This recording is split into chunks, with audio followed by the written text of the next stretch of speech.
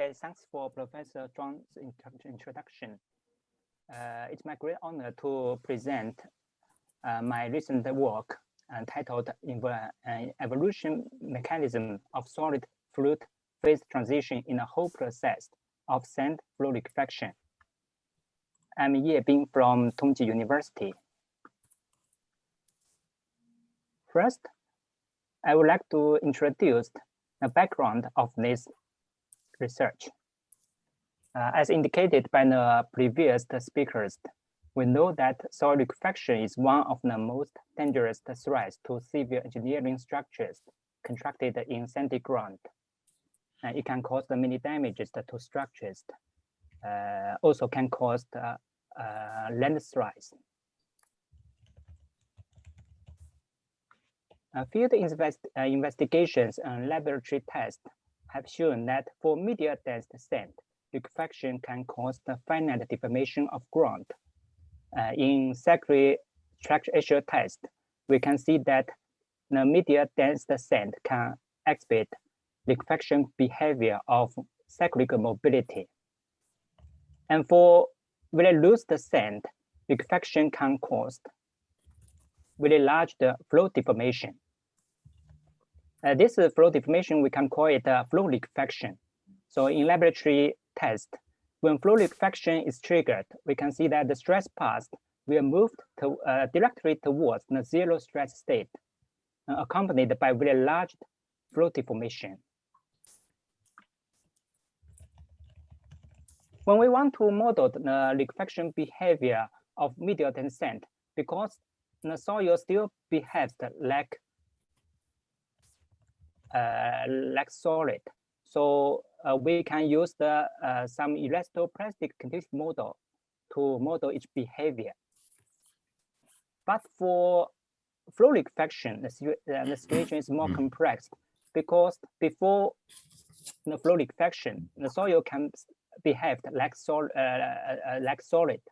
It can exhibit a solid-like behavior. So we can call it in a solid phase. But when the triggered, the stiffness of soil can decrease sharply.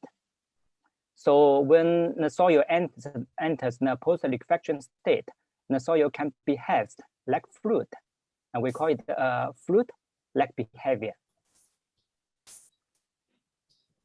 So we can see that the whole process of liquefaction involves a solid to fluid phase transition process, which means that the soil starts from a solid phase and then transit into a fluid phase.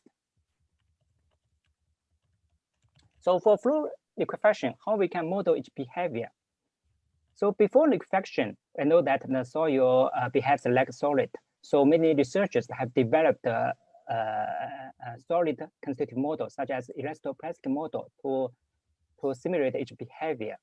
So after liquefaction, because the soil behaves like fluid, so we can use the fluid constitutive models, such many viscous model to describe the fluid-like behaviors.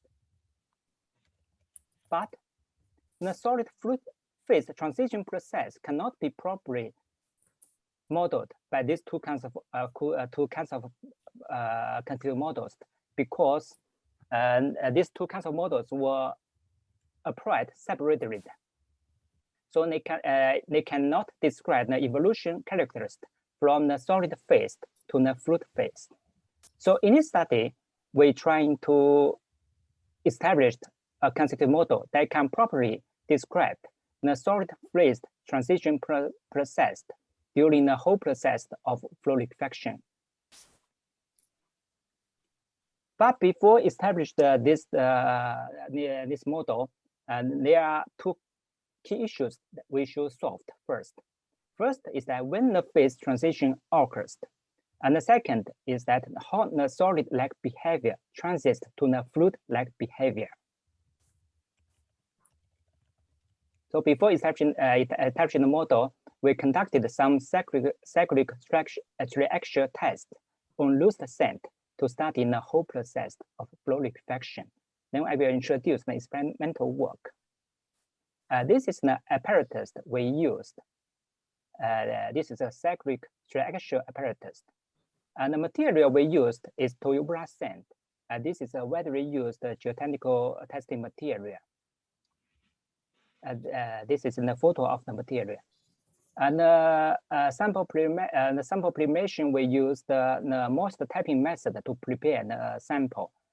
This is a prepared sample after preparation.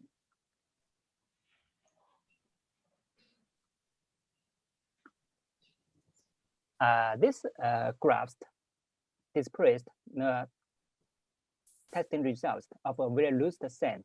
And the relative density is 20%. It's very loose sand. This is the stress path and stress strain relation, and action strain history, and pore water pressure history. We can see that after loading started, the effective stress decreased step by step with the accumulation of the pore water pressure. But before liquefaction, we can see that the actual strain is not remarkable. But when the stress passed through a point B, we call it a point B. So after passing this point, we can see that the pore water pressure increased sharply, and the actual strain also increased very sharply. So we can see that point B is a very important point. We call this the point is the instability state of the flow liquefaction.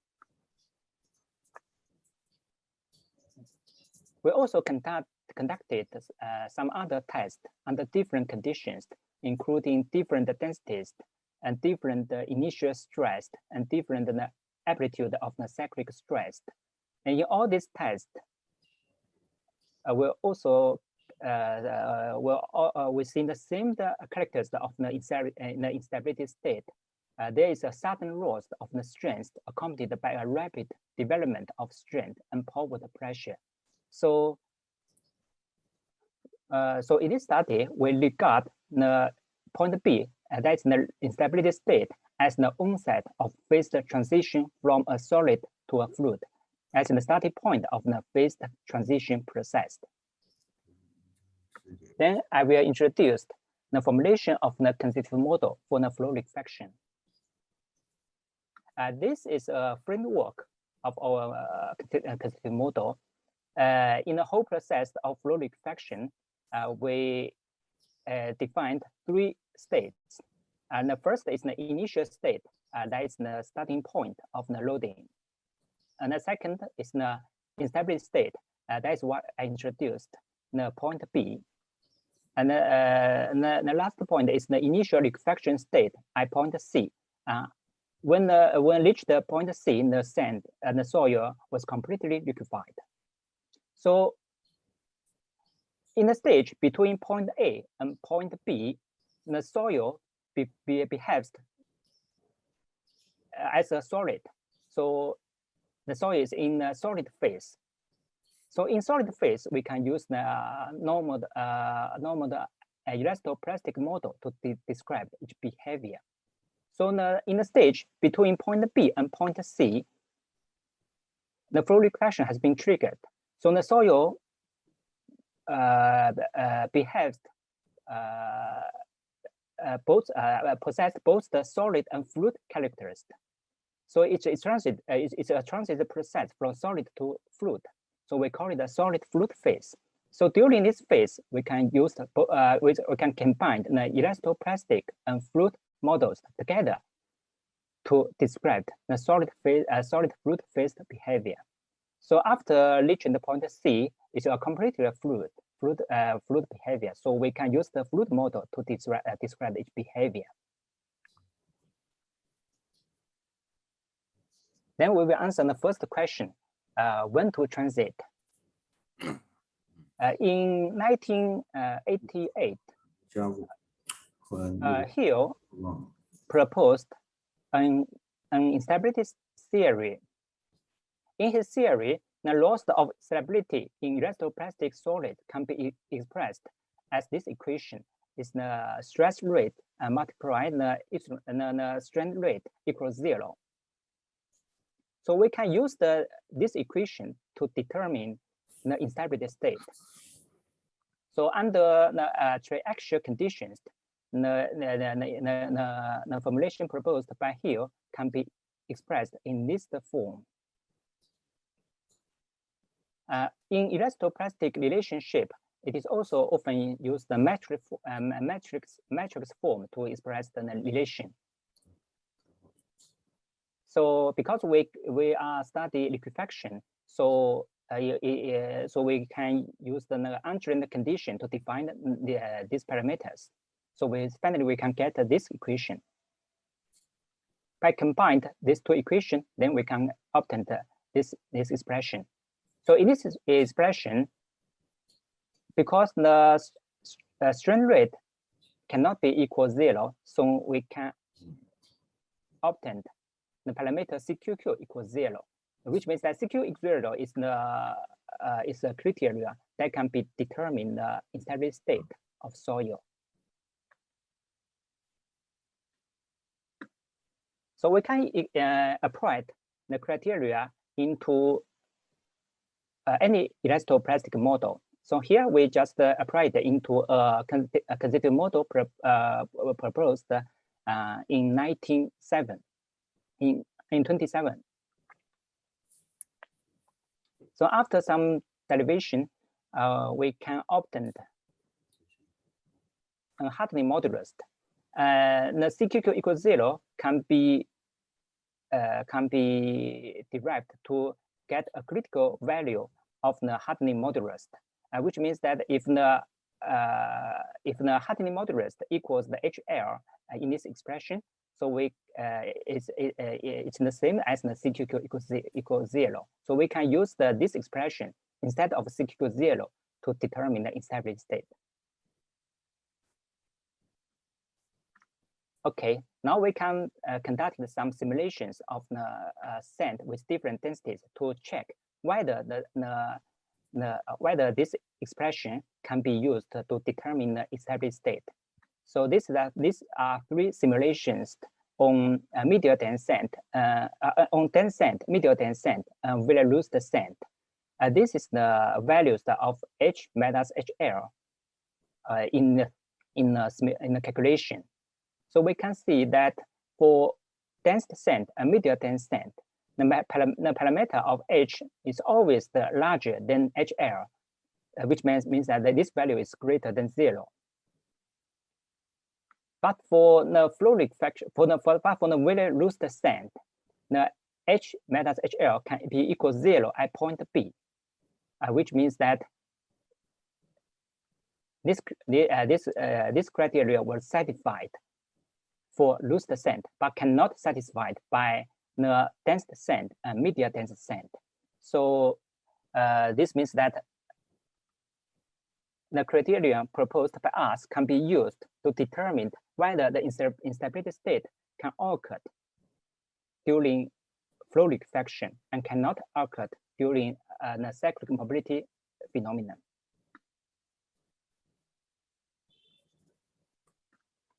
Now we will answer the second question. So how to transit? So how the soil transit from solid-like behavior to the fluid-like behavior. To achieve this goal, so we divide the whole stress of the soil into 2 parts. The first part is the solid stress, which is implied by sigma EP. And the second part is the fluid stress. These two kinds of stress was linked by a parameter we called theta. Theta is a function of the export pressure. Its value varies from 0 to 1. If theta equals 0, which means that the whole stress is mainly the solid stress. If theta equal 1, means that the whole stress is most contributed by the fluid stress. This is a schematic diagram diagram of the of this idea. So in solid phase, by this combination of the stress, we can see that in solid phase, the stress is also contributed by the elastic model stress.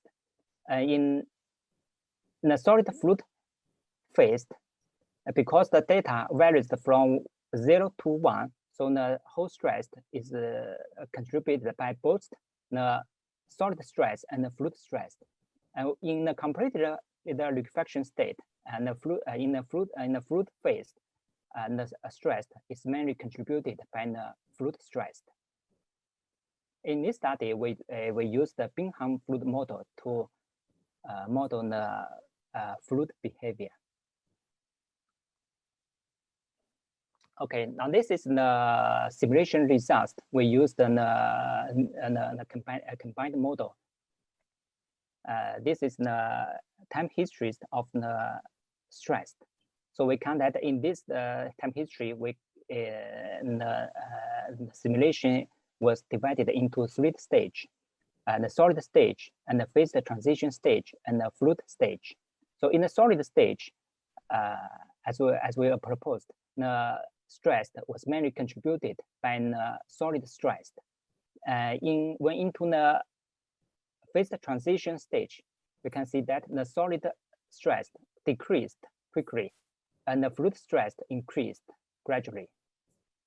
And finally, in the fluid stage, we can see that the whole stress is mainly contributed by the fluid stress, and the solid stress is extremely small.